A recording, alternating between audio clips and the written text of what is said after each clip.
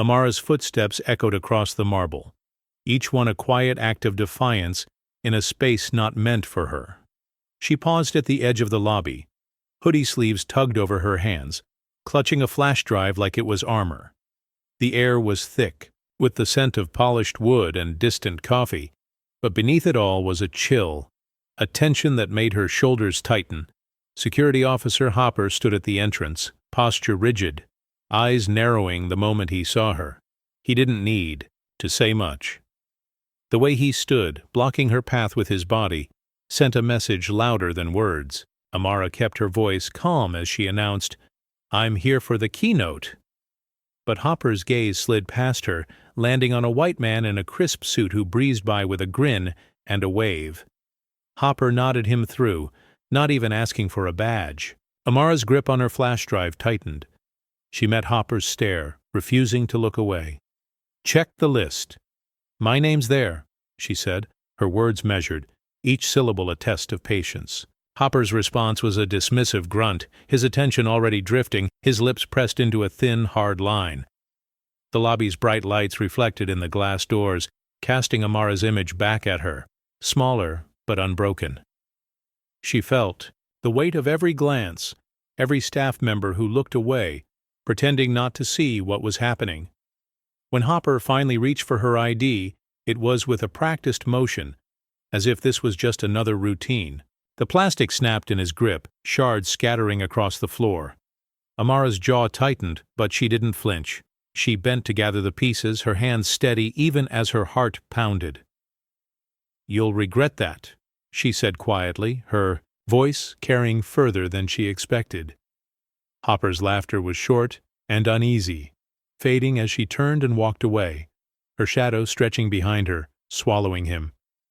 The moment lingered, heavy with everything left unsaid, the first crack in a wall built on exclusion.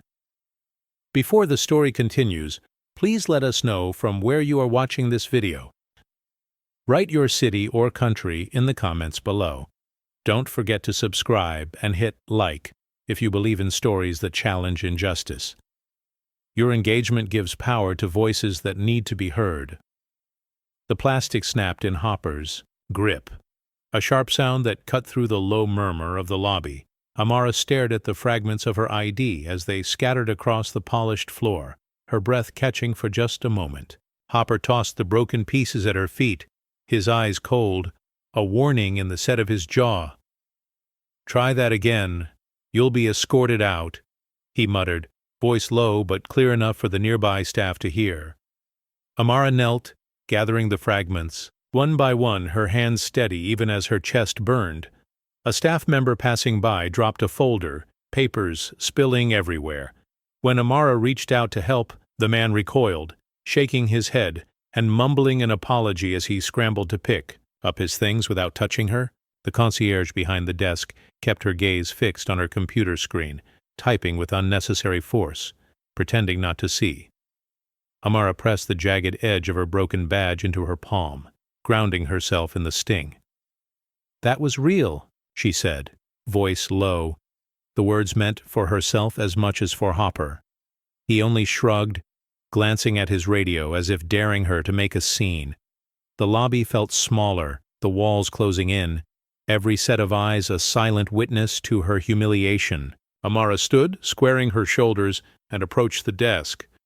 "I'll need a replacement," she said, her tone flat. The concierge hesitated, then slid a form across the counter with a shaky hand, avoiding eye contact. Hopper's radio crackled, but no one responded. Amara filled out the form, her handwriting neat and deliberate, refusing to let her anger show. She slid the paper back, meeting the concierge's eyes for a brief, loaded second. The woman looked away, cheeks flushed. Amara pocketed the largest piece of her shattered badge, straightened her back, and walked toward the elevators, each step a quiet refusal to be erased. Luis Rivera paused mid-mop, the handle gripped tight in his weathered hands as he watched the scene unfold from the edge of the hallway. He'd seen faces like Amara's before, shoulders squared, jaw set, dignity held together by sheer will. The scattered pieces of her badge glinted on the floor, sharp against the marble. Hopper's voice still hung in the air, a threat disguised as routine. Luis's eyes followed Amara as she knelt to gather the fragments, her movements careful, not rushed. He caught the briefest flicker of pain in her eyes, quickly masked by resolve. No one else moved to help. A manager walked by, glancing at the mess, then looking away, pretending to check her phone. Luis shifted his weight, the mop water sloshing, and nudged a spare keycard from his pocket with the toe of his shoe, sliding it just into Amara's path as she stood. She noticed, pausing for a heartbeat, then picked it up without looking at him, slipping it into her pocket. Their eyes met for a second, his gaze steady, hers grateful but wary. He gave a slight nod, a silent acknowledgement of the pattern he'd witnessed for decades. The elevator doors opened, and Amara stepped inside, her back straight, the broken badge clutched in her fist. Luis watched the doors close, then returned to his work. Each sweep of the mop a small act of resistance. He hummed under his breath, a tune his mother used to sing, and thought of all the times he'd seen someone like Amara forced to pick up pieces left behind by others. He glanced at Hopper, who was already barking orders at another guest, and shook his head, knowing nothing would change unless someone kept watching, kept remembering. Luis's quiet gesture lingered in the hallway, a reminder that even the smallest acts of solidarity could break the cycle, if only for a moment. Amara stepped out of the elevator, the hum of voices from the conference floor growing louder as she approached the featured speakers board. She paused, scanning the rows of glossy photos and neatly printed names. Her own was missing. No picture, no mention, not even a blank space where she should have been. The omission wasn't an oversight. It was a decision, deliberate and sharp as a closed door. She stood perfectly still, letting the reality settle in. The board's glass reflected her face, superimposed over the smiling images of others, her presence both there and not. A group of attendees passed behind her, laughing about lunch plans, not noticing the way her hands curled into fists at her sides. One woman, a junior staffer, stopped for a split second, her eyes flickering from the board to Amara, then away, as if afraid to linger. Amara exhaled slowly, refusing to shrink. She pressed her palm to the glass, feeling its cold surface. Grounding herself, the conference organizer walked by, clipboard in hand, offering a tight smile that didn't reach her eyes. "If you need anything, let us know," she said, voice too bright, before hurrying off. Amara didn't reply. She let her hand fall, leaving a faint print on the glass. The absence was a scar, a quiet wound that throbbed beneath the surface. But it was also a call to action, a reminder that being left out of the spotlight didn't mean she wasn't there. She turned away from the board, shoulders squared, and walked toward the ballroom, her steps measured, her resolve hardening, with every stride. The empty space where her name should have been became a rallying point, a silent challenge to the system that tried to erase her. Amara's absence spoke louder than any introduction, and she was done waiting for permission to be seen. Amara moved through the corridor with a new steadiness, the sting of her missing name replaced by a quiet certainty. She paused at the threshold of the ballroom, where the crowd's chatter swelled and glasses clinked under the glow of chandeliers. Hopper stood near the entrance, posture stiff, eyes darting between guests. When he spotted her, his face tightened, but he didn't move to stop her this time. Amara's lips curled into a subtle, knowing smile, a warning, not a greeting. She adjusted her blazer, letting the conference badge she'd finally received swing into view. The badge caught the light, projecting her name in crisp letters, undeniable now. Several attendees glanced her way, some with curiosity, others with confusion, but no one challenged her presence. The organizer, who had hurried past her at the speaker board, now hovered by the stage, nervously flipping through a stack of notes. She caught Amara's gaze, offered a quick nod, and then looked away, her confidence faltering. A senior executive sipped her drink, watching the exchange with interest, sensing the shift in the room's energy. Hopper's hand hovered near his belt, but he said nothing. the authority he once wielded slipping away with every second Amara stood her ground. The ballroom's noise faded for a moment as Amara stepped forward, her smile unwavering. She could feel the weight of the system's arrogance, how it had underestimated her, how it was not ready for what was coming. The atmosphere thickened, anticipation building as if the air itself knew a reckoning was near. Amara's smile lingered, a promise and a threat, as she moved toward the stage. The people who had looked past her now watched in uneasy silence. The old order rattled by. The calm before the storm. At that moment, Amara knew the balance had shifted, and the system was no longer in control.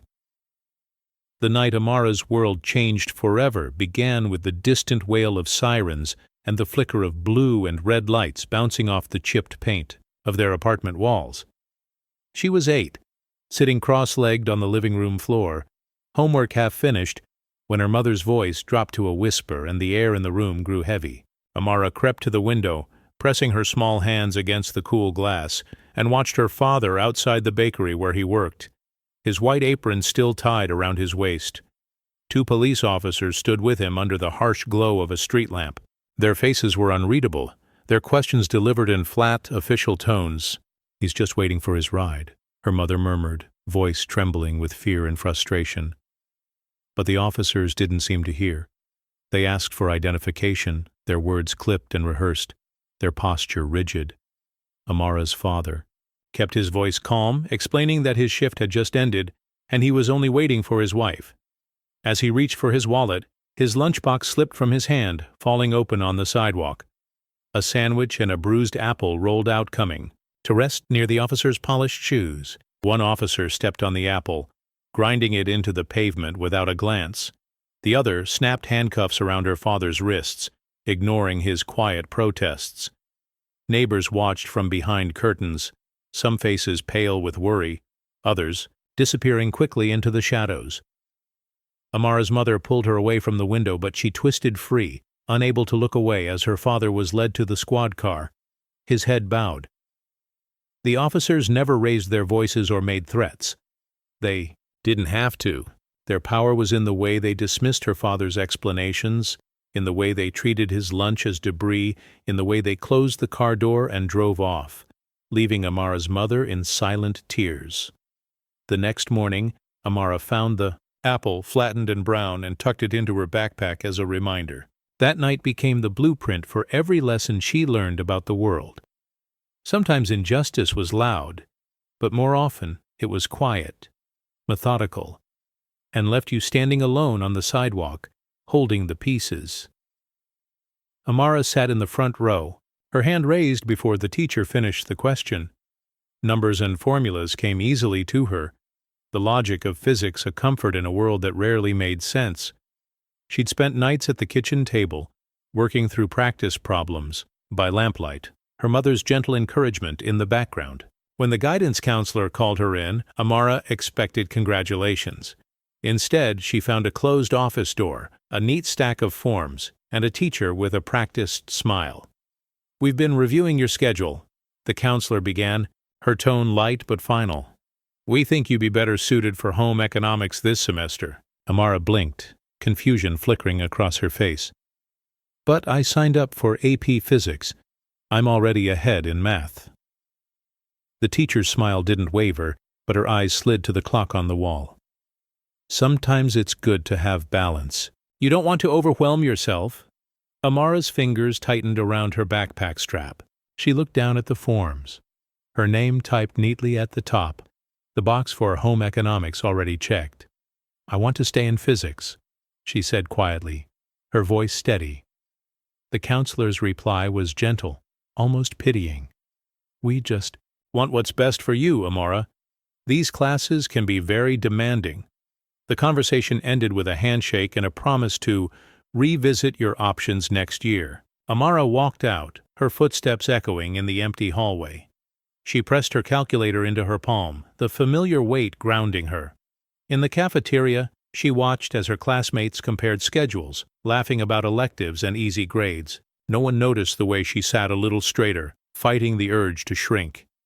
That afternoon, she helped her mother fold laundry, the numbers from her textbook running through her mind.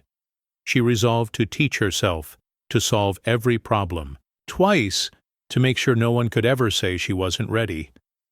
The classroom door had closed, but Amara's determination only grew. She would not let someone else's idea of suitable define her future. Amara hurried across the quad, the late autumn air sharp against her cheeks as she clutched her backpack and headed toward her dorm. The campus was alive with the sounds of laughter and distant music, but her mind was on the physics exam she'd just aced. She reached the entrance, swiping her key card, when a uniformed officer stepped into her path. He was tall, older, his badge glinting under the porch light. "Hold up," he said, voice flat. "ID, please." Amara blinked, her keycard still in her hand. "I live here," she replied, trying to keep her tone even. "I just came from class." The officer's eyes narrowed. "Rules are rules. Let's see your student ID." She fumbled for her wallet, pulling out the card, her fingers suddenly clumsy. He studied her photo, then glanced at her, then back at the card, lips pressed together. "You sure this is you?" The question hung in the air, heavy and deliberate. Amara's heart pounded, but she stood her ground. "Yes, my room's on the 3rd floor. A group of students walked by, barely glancing at the scene. One girl hesitated, then kept walking, head down. The officer finally handed the card back, but not before jotting something in his notepad. "You know you should keep your ID visible. At all times. Just a tip." Amara nodded, swallowing her frustration. She entered the building, the door clicking shut behind her. In the hallway, she leaned against the wall, letting out a shaky breath. Her roommate looked up as she entered, concern flickering across her face. "Everything okay?" Amara forced a smile. "Yeah, just campus security." That night, she scrolled through social media, seeing anonymous posts about random checks, and wrong place, wrong time. She realized she wasn't alone, but the knowledge brought little comfort. The next morning, she wore her ID on a lanyard, a silent reminder that belonging here would always come with conditions. Luis Rivera's hands bore the story of decades, calloused palms, knuckles scarred from years of scrubbing floors, and nails, forever stained by cleaning chemicals. He arrived every morning before the city stirred, pushing his battered cart down the hotel's endless hallways, making sure every surface shone by sunrise. He'd watched generations of managers pass through, seen countless guests check in and out, but his own presence was as constant as the faded linoleum beneath his boots. The hotel's rhythm was predictable. Polite greetings from those who needed something, hurried steps from those who didn't want to see him. Luis had learned to move quietly, to blend into the background, to keep his head down and his thoughts to himself. But the morning he decided to resign, the weight of invisibility pressed harder than ever. He paused outside the conference room, where muffled applause and laughter filtered through the heavy doors. The featured speakers board caught his eye. Row after row of polished faces, none of them brown like his, none with names that sounded like his grandchildren's. He remembered the first time he'd asked about the speakers, how the front desk clerk had smiled politely and told him those lists were for important guests. That memory stung as he reached into his pocket and unfolded the resignation letter he'd written the night before. The words were simple, but heavy. 30 years cleaning these floors, never seen a black Keynote, not once. Maybe it's time someone else noticed. He left the letter on the manager's desk, weighed down with his ring of keys, the metal cold and final in his palm. As he made his last rounds, Luis saw Amara walking the hallway, her face set with quiet determination. Their eyes met for a moment, and he offered her a small, tired nod, a silent gesture of solidarity and hope. He finished his shift in silence, wiping down the last table with deliberate care, then clocked out for the final time. The new supervisor barely looked up as Luis walked out into the sunlight, the city waking up around him. He wondered if anyone would read his letter, if anyone would care. Still, he hoped that maybe, just maybe, the next generation wouldn't have to wait 30 years to be seen. The shaky video begins with a close-up of Amara's torn ID, the plastic edges jagged and sharp, a symbol of everything the system tried to erase.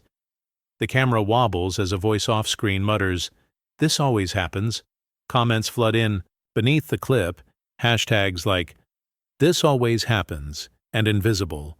No more lighting up the screen. The video loops endlessly.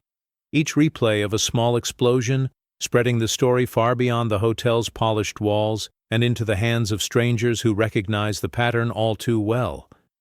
Amara watches the views climb, her phone buzzing, with messages of support and outrage. Friends she hadn't spoken to in years reach out, their words brief but full of solidarity. A local reporter texts asking for an interview.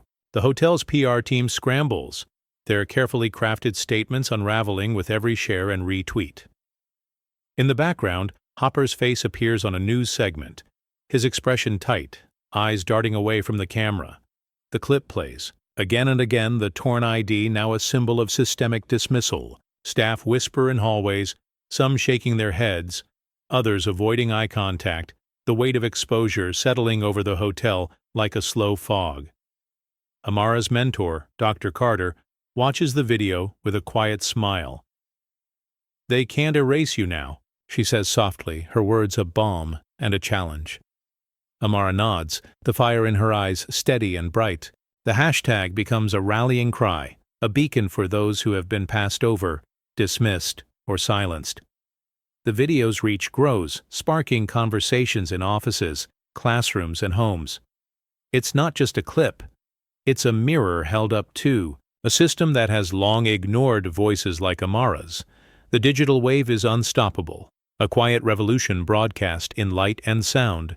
The camera lingers on Amara's face, calm but resolute, as the screen fades to black. The story unfolds further as the video inspires a wave of solidarity, with people sharing their own experiences, creating a tapestry of voices demanding change. The hotel's management feels the pressure mounting, their usual defenses weakening. The clip becomes a symbol, a rallying point for those who have been overlooked, and a challenge to the status quo. The screen cuts to black, the echo of a single hashtag lingering in the air.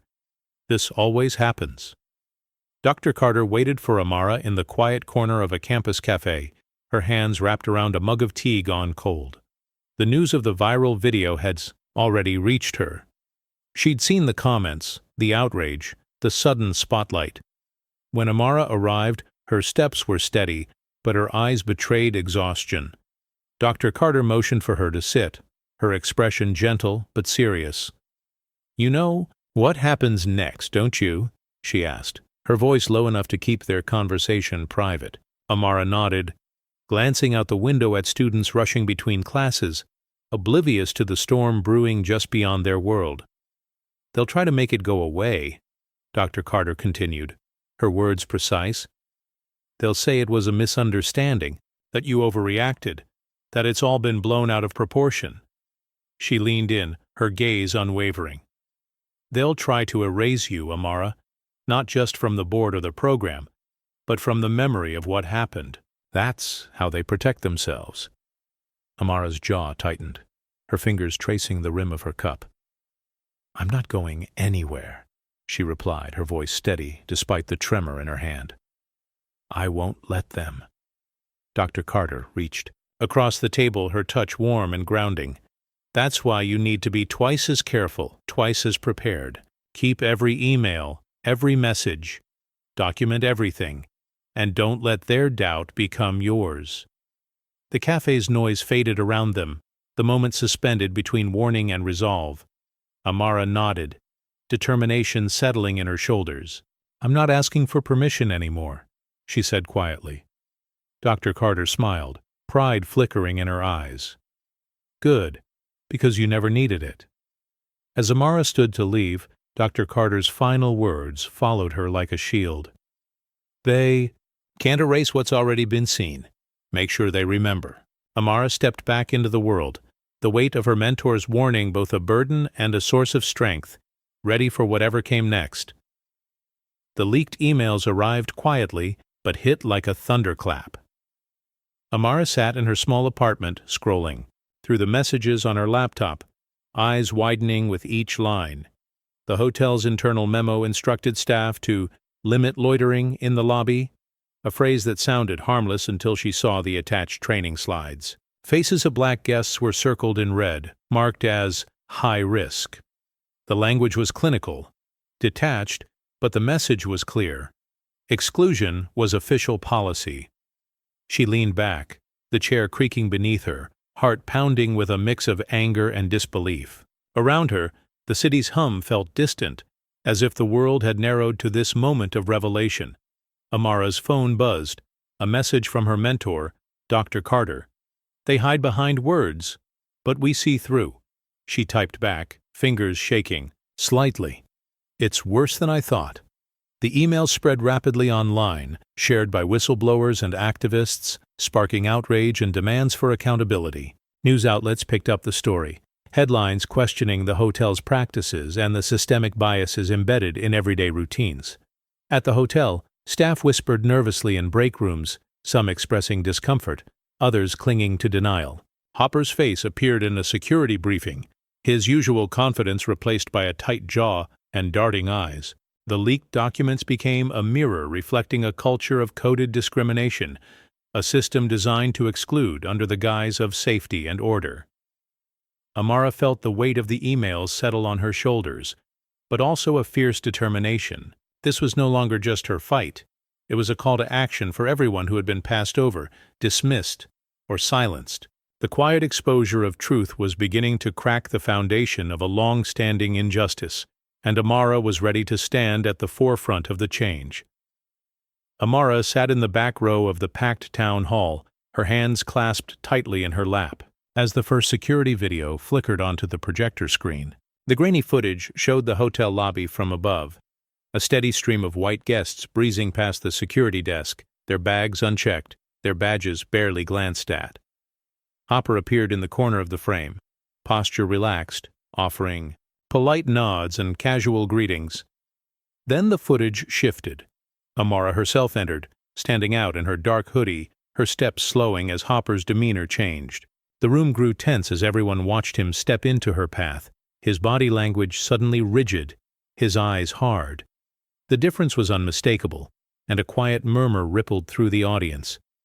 A woman near the front shook her head, whispering to her neighbor, "It's right there, plain as day." The town manager cleared his throat, glancing nervously at the hotel's representatives seated along the wall. Amara felt her pulse in her ears, a mix of vindication and sadness. She watched as the footage played again, each repetition making the pattern more obvious. White faces waved through, black and brown guests stopped, questioned, turned away. Hopper's face on the screen was a mask of authority, but in the room he sat hunched, avoiding every eye. The hotel manager scribbled notes, his hand trembling. A young staff member in the back wiped her palms on her skirt, her discomfort visible. Amara's mentor caught her gaze from across the room, offering a small, encouraging nod. The evidence was undeniable now, the old excuses stripped away by the cold clarity of the camera. As the projector clicked off, the silence was heavy, not just with shame, but with the realization that the truth could no longer be ignored or explained away. Amara exhaled, knowing the tide was finally turning. The envelope arrived with no return address, slipped under Amara's apartment door in the early morning quiet. She found it as she was leaving for class, the weight of the past week still heavy on her shoulders. Inside was a crisp check for $10,000 and a single line written in careful script. "Make them see you." Amara stared at the words, her breath catching as the meaning settled in. She turned the check over in her hands, searching for a clue, but there was nothing, no name, no hint of the sender, just belief in her cause. That afternoon, she sat at her kitchen table, laptop open, researching the best hologram projector she could afford. As she scrolled through specs and reviews, her phone buzzed with messages from supporters, friends, and strangers inspired by her story. The donation became a spark, igniting her resolve. She placed the order, heart pounding, imagining her image. Undeniable, unerasable, projected for all to see. When the box arrived days later, she unpacked it with trembling hands, each piece of hardware a promise that she would not be pushed into the shadows again. Her mentor, Dr. Carter, stopped by to help set it up, her encouragement quiet but unwavering. "This is more than technology," she said, tightening a wire. Its visibility, its power. Amara nodded, feeling the truth of those words, settled deep inside her. As the projector powered on for the first time, casting her silhouette in bright, unmissable light across her living room wall, Amara understood what the donor had given her. Not just money, but the means to be seen, to take up space, to challenge the system on her own terms. The hologram's glow filled the room, a silent declaration that her story, and the stories of those like her, would never be erased again. Amara slipped down the back hallway, the hotel's main corridors buzzing with conference chatter while she moved unnoticed past stacks of linens and cleaning carts. She found the storage closet at the end of the hall, its door creaking softly as she eased it open. The small space smelled of lemon cleaner and dust. She set her laptop on an overturned box, plugging in the hologram projector with hands that shook only slightly. Her heart thudded, not with fear, but with a fierce sense of purpose. She adjusted the camera, framing herself against shelves of supplies, a makeshift stage, but hers alone. The projector's light flickered to life, casting her image tall and clear on the blank wall. She took a breath, steadying herself, and began her keynote. Her voice was low at first, then grew stronger as she spoke about bias, resilience, and the power of being seen. Every word was deliberate, each pause filled with the weight of experience. The hum of the projector filled the silence between sentences, a quiet defiance against the doors that had been shut to her. As she finished, she uploaded the recording to the conference server, attaching a simple message. "You can't erase what's already here." She watched the progress bar crawl across the screen, the file sending out into the world beyond the closet's walls.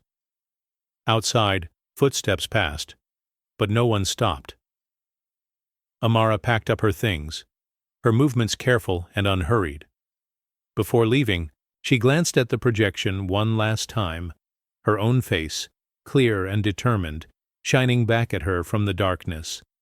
She locked the door behind her, the click echoing down the empty hallway. The quiet rebellion was complete, not with a shout, but with a recording that would soon demand to be heard in every corner of the hotel. Amara stood in front of her bathroom mirror, the light overhead harsh and unflattering, illuminating every line of exhaustion on her face. She stared at her own reflection, searching for cracks, for any sign that she was ready to give up. Instead, she saw only determination staring back. The words of her mentor echoed in her mind, reminding her that this fight was bigger than a single speech or a single moment of injustice. She pressed her palms flat against the cool glass, feeling the solidity beneath her fingers. "I'm not asking for a seat," she whispered, voice barely more than a breath. "I'm taking the whole table." The words hung in the air, a vow, to herself and to everyone who had ever been told to wait their turn. She watched as her breath fogged the mirror, blurring her features for a moment before clearing again, each inhale and exhale a quiet act of defiance. Amara reached for her old calculator, the one she'd carried since high school, and set it on the counter beside her. It was a small reminder of every door she'd pushed open, every classroom she'd refused to leave. She glanced at her phone, messages from friends and strangers alike filling the screen, words of encouragement, stories of similar battles, promises to stand with her. Amara smiled, the expression slow but genuine, and wiped the mirror clean with the sleeve of her hoodie. Her reflection fractured into a dozen versions of herself, each one a little stronger, a little more certain. She straightened her shoulders, letting the weight of her resolve settle comfortably across her back. Tonight she will rest. Tomorrow she would return to the fight, not just for herself, but for everyone who had ever been told they didn't belong. The pact was made, silent but unbreakable, and Amara knew she would never be alone at the table again. The morning after Amara's keynote video went live, her phone was flooded with notifications. The hashtag #ThisAlwaysHappens trended across every platform, stories pouring in from people she'd never met. Students, teachers, hotel staff, professionals, each sharing their own moment of being dismissed or denied. Amara scrolled through the messages, her heart aching and swelling at once. Some posts were angry, others weary, but all carried a common thread: the refusal to be silent any longer. News outlets picked up the story, replaying clips of her torn ID and the hologram keynote.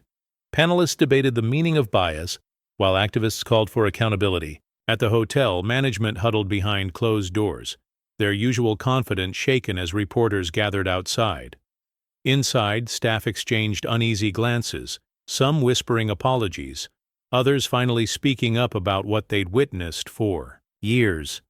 Teachers at local schools paused their lessons to talk about the movement, encouraging students to share their experiences and listen to one another.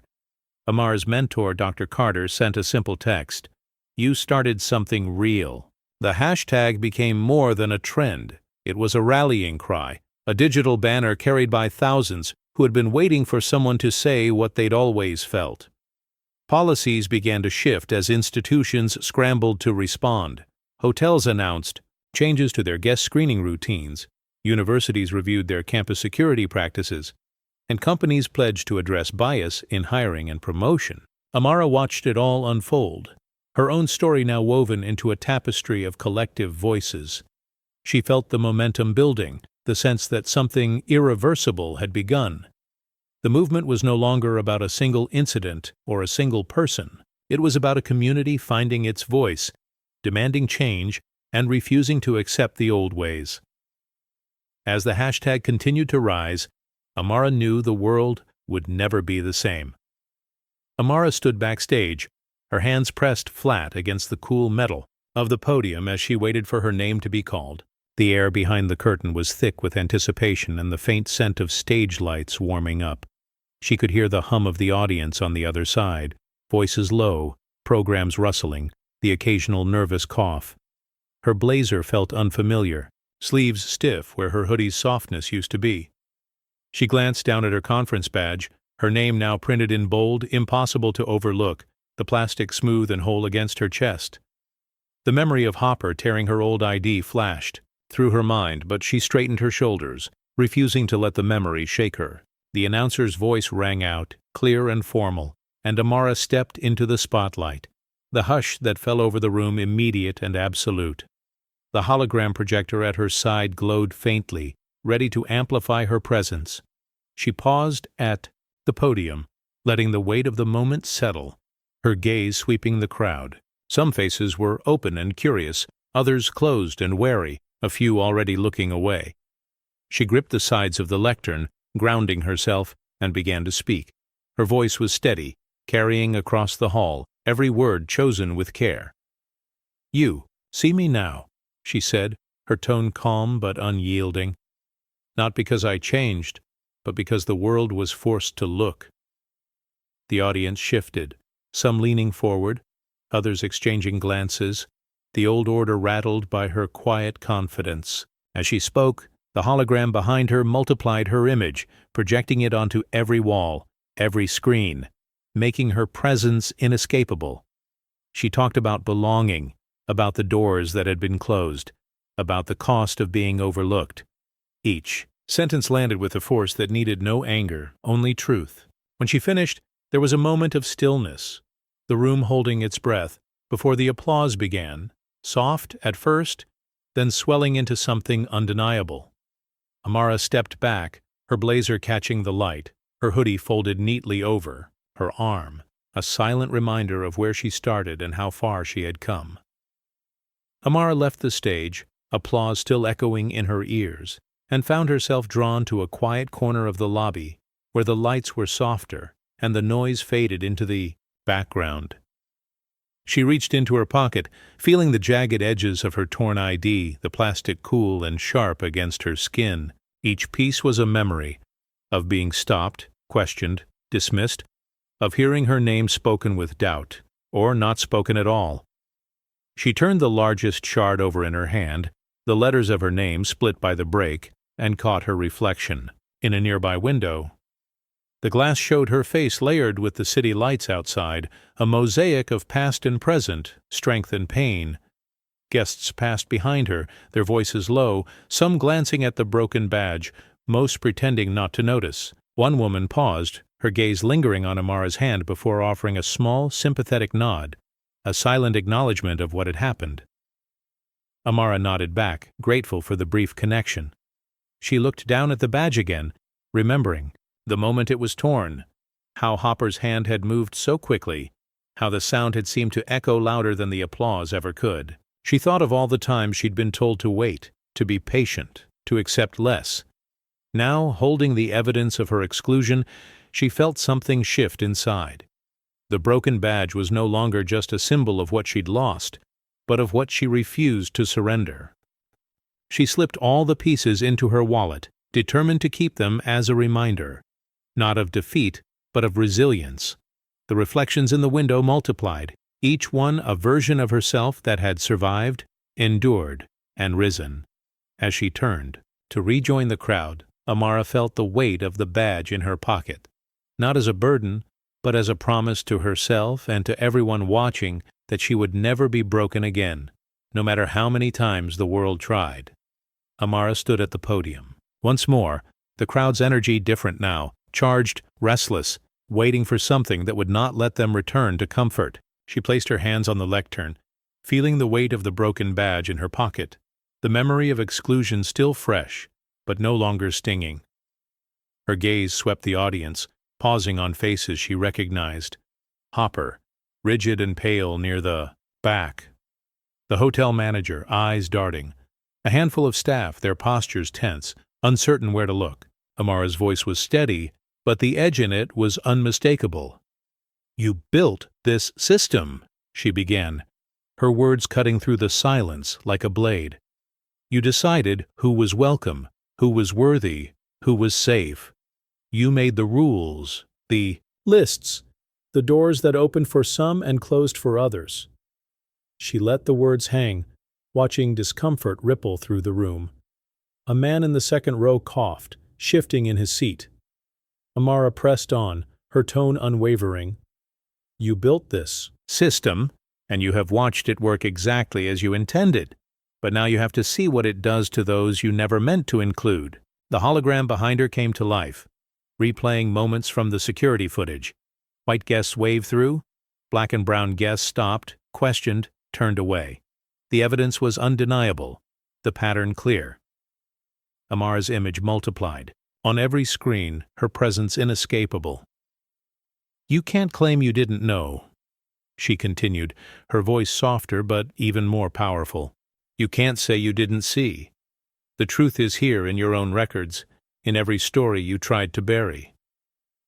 The room was silent, the old order exposed and trembling. Amara finished, her words ringing in the stillness. "You built this system, but you can't hide behind it anymore." She stepped back, the applause that followed not just for her, but for the walls she had started to bring down. The applause faded into a heavy hush, the kind that settles in when something undeniable has just been spoken. Amara remained at the edge of the stage, her hands steady, her eyes searching the crowd for any sign of what would come next. At the front, the hotel's CEO sat perfectly still, her expression unreadable, lips pressed into a thin line as she processed the truth that had just been laid bare. The manager beside her leaned in, whispering urgently, but the CEO held up a hand, silencing him with a single gesture. She watched Amara, her gaze unwavering, then leaned toward the board member on her left. "She's not wrong," the CEO said, her voice barely above a breath, but carrying farther than she intended. The words rippled outward, picked up by those closest, spreading in a wave of realization through the room.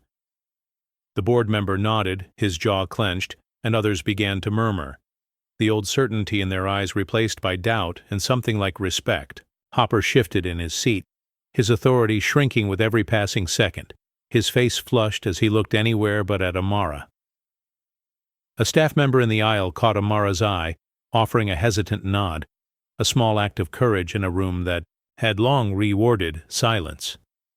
The CEO straightened in her seat, her decision made. She turned to the manager and spoke quietly, but with a finality that brooked no argument. "We're changing this. Today." The manager's protest was cut short as the CEO stood, signaling for the next speaker to wait. The audience watched, some with relief, others with apprehension, as the balance of power shifted before their eyes. Amara felt the change in the air, a quiet, monumental shift that began with a whisper and would end with action. The old order had been named, confronted, and, in a single moment of truth, made to answer for itself. As the CEO's words settled over the room, Amara stepped back, her heart pounding with a mix of relief and anticipation. The lights dimmed, and the hum of the hologram projector filled the hall with an electric tension. Suddenly, Amara's image appeared not just on the main screen, but multiplied across every wall, every corner, every reflective surface. Her face, her stance, her presence, inescapable and undeniable, became a storm of light that swept through the crowd. The audience turned, craning their necks to take in the spectacle, some awestruck, others uneasy, all unable to look away. Hopper, caught in the glow, shrank further into his seat, the authority he once wore like armor now stripped away by the sheer force of visibility. The hologram spoke in unison, Amara's voice layered and resonant. "This is what happens when you try to erase someone. They come back, multiplied, stronger, impossible to ignore." The words echoed, bouncing off the walls, settling in the minds of everyone present. Board members exchanged glances, the old confidence in their eyes replaced by uncertainty and the first flickers of accountability. Staff members who had once kept their heads down now watched with something like hope. The CEO stood, arms crossed, her silhouette framed by the swirling lights, signaling to the manager that this was no longer business as usual. Amara's image shifted, showing scenes from the security footage, faces that had been overlooked now, filling the room with their silent stories. The hologram storm was not chaos. It was clarity, a reckoning that left nowhere to hide. As the lights returned to normal, the room felt changed, the old shadows burned away by the brilliance of truth. Amara stood at the center, calm in the aftermath, knowing that the storm she had unleashed was only the beginning of a new era. The room was still buzzing from the hologram's impact when Hopper instinctively reached for his radio, the device that had always given him a sense of control. He pressed the button, expecting the familiar crackle and immediate response, but all he heard was a hollow burst of static. He tried again, voice low. "Security, do you copy?" The only answer was more static, the line dead, his authority dissolving in his palm. Around him, the audience's attention was fixed on Amara, the woman he'd once dismissed now commanding the space, with nothing but her presence and her truth. Hopper's fingers tightened around the radio, knuckles white, as if sheer force could summon the old order back. But the staff who once jumped at his commands now avoided his gaze, their loyalty shifting with the winds of change. The manager at the side of the room glanced at Hopper, then quickly looked away, unwilling to intervene or offer support. Amara glanced in Hopper's direction, her expression calm but unyielding, as if daring him to speak, to try and reclaim the power that had slipped through his hands. The silence around Hopper grew heavier, the radio in his hand now just a piece of plastic, stripped of its meaning. The audience sensed the shift, the unspoken understanding that the old system's signals no longer reached anyone. Amara continued, her voice filling the void. "When the truth is this loud, there's no need for alarms." The words landed with finality, the last vestiges of Hopper's control evaporating in the room's charged air. A staff member near the back quietly turned off her own walkie-talkie, a small but deliberate act of solidarity. Hopper set his radio down, the gesture unnoticed except by those who understood what it meant. The end of an era where his word was law. The room moved forward without him, the signal lost, the power gone. Hopper's grip tightened on the armrest as he scanned the hall for an escape, the urge to slip away growing with every second of Amara's unwavering presence. He rose from his seat, hoping to disappear into the crowd, but the hologram's glow followed him, casting his shadow large and unmistakable on the polished floor. Each step toward the exit felt heavier, the eyes of the audience and the multiplied images of Amara tracking his every move. He hesitated near the doors, hand poised to push through, but the projection shifted, blocking his path with a wall of light. Amara's face, calm and resolute, staring straight at him. The audience fell silent, the tension thick as they watched. the former authority figure frozen by the very technology he'd dismissed. Hopper's breath quickened, his usual confidence replaced by a raw, exposed uncertainty. A staff member near the door stepped aside, arms folded, silently refusing to offer him a way out. The manager at the back of the room shook his head, making no move to intervene. Amara's voice, amplified by the speakers, echoed through the space. "You can't walk away from what you've built." Hopper's hand dropped from the door, his shoulders slumping as he realized there was no easy exit. The light from the hologram painted him in stark relief, every flaw and hesitation on display for all to see. He turned, searching for support, but found only faces, watching, waiting, judging. The moment stretched, a quiet reckoning where the old rules no longer applied. Hopper remained by the door, trapped not by locks but by the truth he could no longer outrun. The audience understood. Leaving wouldn't erase what had happened. As Amara's image faded from the exit, the message was clear. Accountability couldn't be escaped. Not this time. The doors remained closed, the room moving forward without him, the light holding him in place. Hopper lingered near the door, the crowd's attention no longer his to command. He reached for his badge, the metal cool and heavy in his palm, a symbol that once meant unquestioned authority. Now, under the relentless glare of the hologram's light, it felt like a burden. He turned the badge over, tracing the engraved numbers with his thumb, remembering the pride he once felt pinning it to his chest each morning. But today, the weight pressed differently, no longer a shield, but a mark of everything he'd refused to see.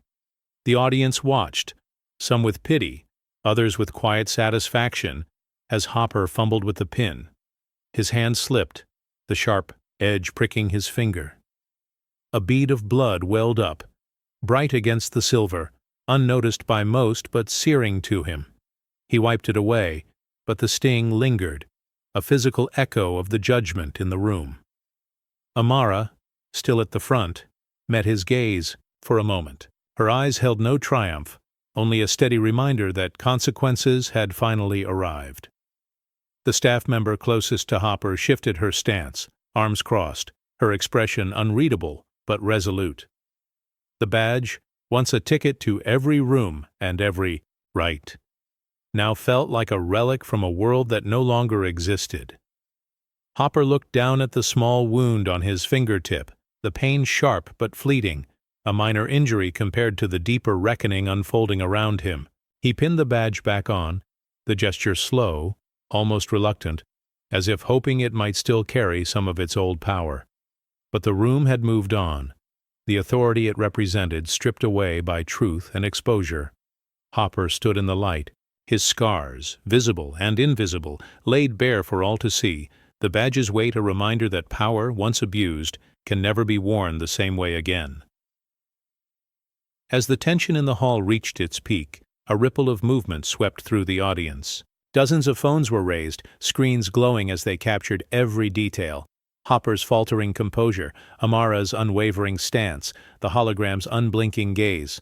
The sound of camera shutters and quiet notifications blended with the low hum of whispered commentary.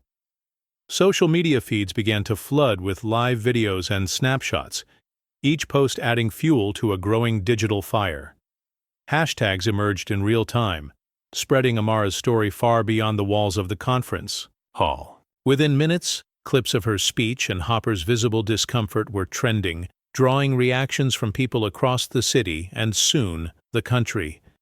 News outlets picked up the footage, replaying the moment the badge pricked Hopper's finger, the blood, a stark symbol of accountability.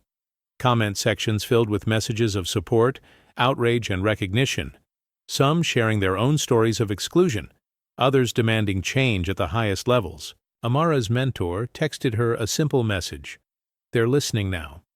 The hotel's management, watching the momentum build, exchanged anxious glances, realizing that the narrative was no longer theirs to control. Staff members who had once kept silent now joined the conversation online, some posting apologies, others expressing relief that the truth was finally out. Hopper, caught in the glare of 100 lenses, seemed smaller than ever, his authority reduced to a cautionary tale. Amara stood at the center of it all, her phone buzzing with notifications, but her focus remained steady. She understood that this moment was bigger than her. Every image, every video, every shared post was another crack in the old foundation. The justice unfolding was not loud or vengeful, but collective and unstoppable. As the last of the audience filtered out, Amara lingered, knowing that what happened in that hall would echo far beyond its doors. The truth, once captured and shared, could never be taken back. The hotel's conference room filled slowly, chairs scraping against the floor as staff gathered for the meeting they all knew was coming.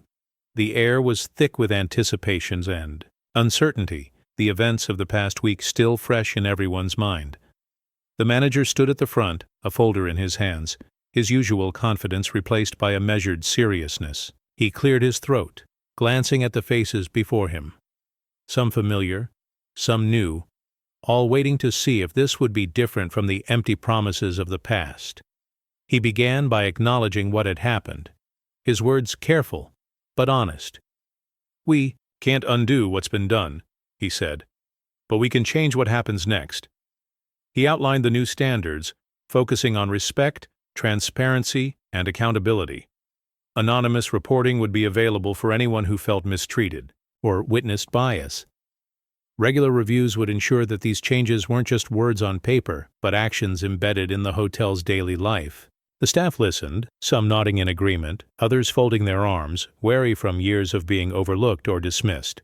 A longtime housekeeper, who had worked in silence for decades, raised her hand and asked a question about the new process. Her voice was steady, her presence suddenly central in a way it had never been before. The manager answered her directly, promising that every concern would be heard. In the back of the room, Amara sat quietly, her presence a silent anchor. She watched as a young security guard exchanged a look with a colleague, both of them realizing that the rules had changed, and so had expectations. Hopper sat near the exit, his gaze fixed on the floor, the weight of the moment pressing down on him. As the meeting ended, staff lingered, forming small groups to discuss what the new policies would mean for their work and for each other. The conversations were tentative but hopeful, the first signs of a culture beginning to shift. When Amara left the room, she passed a group of black teens waiting in the hallway. She offered them a warm smile and a few encouraging words, knowing that the real impact of change would be measured by what happened next. The echoes of the new standards rippled through the halls, subtle but persistent, a promise that the hotel's future would not look like its past. Amara sat in the corner of the city library, her favorite hoodie pulled over her braids, surrounded by a group of black teens eager to learn. The table was scattered with laptops, notebooks, and a tangle of charging cords, the air buzzing with nervous excitement and curiosity. She watched as one girl hesitated over a line of code, chewing her pencil, while a boy beside her tapped anxiously at his keyboard. Amara leaned in, her voice gentle but confident, guiding them through the problem step by step. "You're closer than you think," she encouraged, her words met with shy smiles and determined nods. The blueprint for her hologram project lay open in the middle of the table, a symbol of what was possible when you refused to accept the limits others set for you. The group listened as Amara explained how she'd built it, how she'd faced setbacks, doubts, and outright dismissal, but kept moving forward. One student, eyes wide with admiration, asked, "How did you know you could do it?" Amara paused, considering her answer.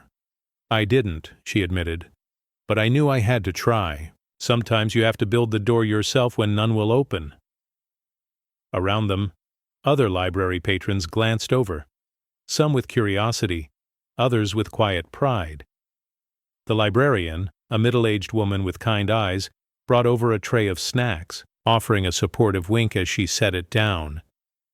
The room felt safe, alive with possibility, a stark contrast to the exclusion Amara had faced in so many other spaces. She watched as the teens began to help each other, sharing tips, and celebrating small victories. Their laughter and determination filled the room with hope. As the session ended, Amara handed out her contact information, promising to answer questions and offer support whenever they needed it. She watched the students file out, their steps lighter, their confidence growing. Alone for a moment, Amara looked down at her hoodie, realizing it had become a badge of resilience and mentorship. She smiled, knowing that every lesson shared was a seed planted for a future where no one would have to fight alone for their place at the table. Hopper sat alone in a corner booth of the all-night diner, the kind of place where the lights were harsh and the vinyl seats stuck to your skin. His uniform was gone, replaced by a wrinkled shirt and tired eyes that darted to the door every time it opened. On the table in front of him lay his old badge, the metal dulled by fingerprints, and the torn remains of Amara's ID, edges curling upward, like wilted leaves. He pushed the pieces around absent-mindedly, the clink of plastic and metal lost amid the clatter of dishes, and the low drone of conversation. The waitress approached, coffee pot in hand, her expression guarded. She poured him a cup without a word, her eyes flicking to the badge before she turned away, leaving the check face down beside his elbow. Hopper looked up, catching the gaze of a young couple at the counter. The woman whispered something to her partner, who shook his head and glanced away, their discomfort palpable. Over by the jukebox, a group of late-shift workers laughed quietly, one of them nodding in Hopper's direction with a knowing look. "That's him," someone murmured, the words carrying just far enough for Hopper to hear. "The security guy. Karma's a Keynote, I guess."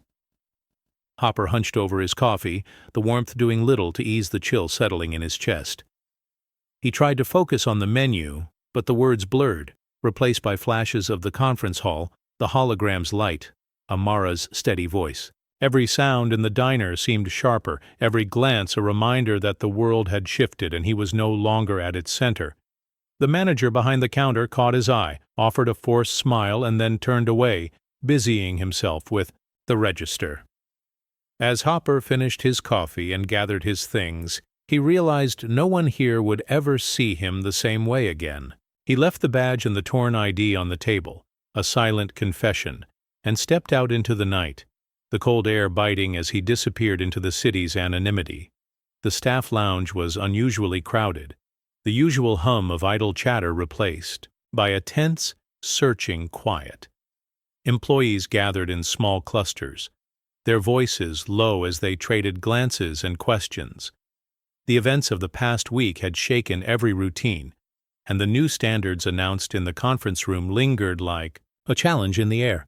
A longtime housekeeper, her hands still red from scrubbing, leaned against the counter and spoke up. "Do you think it'll really be different this time?" she asked, her voice carrying just enough for the others to hear. A young concierge, usually shy, nodded. "It has to be. People are watching now." His words were met with a mixture of hope and skepticism. At a table by the window, two security guards compared notes on the new training, one tracing the outline of the reporting form with his finger, while the other confessed, "I never thought I'd see the day someone actually listened to us." The kitchen staff, pausing between shifts, weighed in with their own stories. Moments of being dismissed, times they'd seen guests or colleagues treated unfairly but felt powerless to intervene. The room pulsed with a new energy, uncomfortable but alive, as if everyone sensed the ground shifting beneath their feet. Amara entered quietly, greeted by a few nods and cautious smiles. She listened as a black housekeeper, once invisible to most, was now asked for her opinion about the changes. The respect was tentative but real, a small act of recognition that felt revolutionary in its own way. Someone handed Amara a cup of tea, and she sipped it slowly, letting the warmth settle. Her nerves, she could feel the staff watching her, some with gratitude, others with lingering doubt, but all aware that the old order had been broken. As the conversation continued, a sense of possibility grew. The staff weren't just talking about policies, they were talking about each other, about what it meant to work together, to be seen, to matter, When Amara left the lounge, she knew the reckoning wasn't over, but the whispers of change had become impossible to ignore. At dawn, the hotel's facade glowed softly in the first light, scaffolding climbing its stone face as workers prepared to install a new sign above the entrance. The old plaque, weathered, ornate, and heavy with history, was carefully removed, revealing faint lines and chips in the marble where it had hung for decades. The workers paused, examining the cracks, their gloved hands tracing the scars left behind. It was as if the building itself carried the memory of everything that had happened within its walls, every exclusion, every moment of quiet resistance. Inside the lobby, staff gathered near the windows, watching as the new sign was hoisted into place. "Inclusive events start here." The letters gleamed, bold and unmistakable, catching the morning sun. The message was simple but profound. A public promise that the hotel would not return to its old ways. A longtime porter, who had seen generations of guests come and go, wiped a tear from his eye and nodded quietly to a colleague. The front desk manager snapped a photo on her phone, sending it to the staff group chat with a single word: "Progress. Amara," arrived just as the last bolt was tightened. She stood on the sidewalk, hoodie pulled up against the chill, and looked up at the new sign. For a moment she let herself remember all the times she'd walked past this entrance, feeling invisible or unwelcome. Now, the cracks in the marble seemed less like flaws and more like evidence of change, a record of struggle and survival. A group of young employees gathered around her, asking questions about the sign's unveiling and what it meant for the future. Amara smiled, her answer quiet but certain. "It means we're not going back." As the city woke up, people stopped to read the sign, some snapping photos, others simply nodding in approval. The hotel's new era had begun, not by erasing the past, but by building something better on top of it. The cracks remained, but so did the promise that things would never be the same. The lobby buzzed with the arrival of guests, the click of heels and the low hum of conversation filling the space. Beneath the new sign, above the front desk, a soft blue glow shimmered as Amara's hologram flickered to life, projected larger than anyone in the room. She stood tall, dressed in her signature hoodie and blazer, her expression calm and confident. The hologram's eyes seemed to follow each person who entered, a silent greeting and a gentle challenge at the same time. Some guests paused, taken aback by the lifelike image, while others smiled in recognition, snapping quick photos to share with friends. The staff moved with new energy, their uniforms crisp, their faces brighter, pausing now and then to glance up at the image that had become both a symbol and a promise. A young girl tugged at her mother's sleeve, pointing at the hologram. "Who's that?" she asked, her voice full of wonder. The mother knelt down, whispering the story of Amara. How she stood up for what was right, how she made sure everyone could belong. The girl grinned, waving shyly at the projection. Amara's hologram responded with a subtle wink, the gesture programmed by Amara herself as a playful reminder that real change is both serious and joyful. Behind the desk, a new employee, her first day on the job, watched the scene unfold, feeling a surge of pride at being part of something bigger. The manager, once hesitant about all the changes, now greeted guests with a genuine warmth, referencing the hologram as a sign that the hotel was truly different. Even Hopper, who passed through the lobby on his way to a late shift, paused for a moment, the hologram's steady gaze meeting his before he looked away, reminded of all that had been lost and gained. As the day went on, the hologram remained, a beacon for those who had ever felt invisible, a warning for those who might try to turn back the clock. Amara's legacy glowed in the light, a permanent reminder that dignity and justice could never again be erased. As dusk settled over the city, Amara stood on the hotel's front steps, watching the last rays of sunlight catch on the new sign and the gentle blue glow of her hologram inside.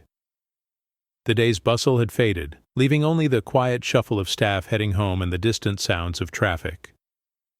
She pulled her hoodie close, feeling the evening chill, and let her gaze wander over the faces passing by, families laughing, workers saying their goodbyes, a young couple pausing to read the sign before stepping inside. Each person, each moment, felt like a stitch in the fabric of something new. Amara's thoughts drifted to the long road that had brought her here, the torn badge, the closed doors, the speeches given in storage closets and crowded halls. She remembered the faces of those who had stood with her, Louis the janitor, Dr. Carter, the teens in the library, even the staff who had once looked through her and now greeted her with nods of respect. The pain of exclusion was still there, but it had softened, transformed by every act of solidarity and every promise kept. She watched as a group of young employees gathered under the sign, laughing and snapping a selfie with the hologram in the background. Their joy was quiet but real, the kind that grows slowly, almost unnoticed, until it fills a room. Amara smiled, feeling the weight of her journey settle into something lighter, something like hope. She thought of her mentor's words. Change doesn't roar, it whispers. It moves through cracks, through small acts, through the courage to stay when it would be easier to leave. As the sky deepened to indigo, Amara whispered to herself, "We're not done." Her voice was soft, but the conviction behind it was unshakable. She turned to go, her steps steady, the hotel behind her glowing with the promise of a future shaped by every voice that refused to be silenced. The whisper grew, carried on the night air, a quiet revolution that would never fade.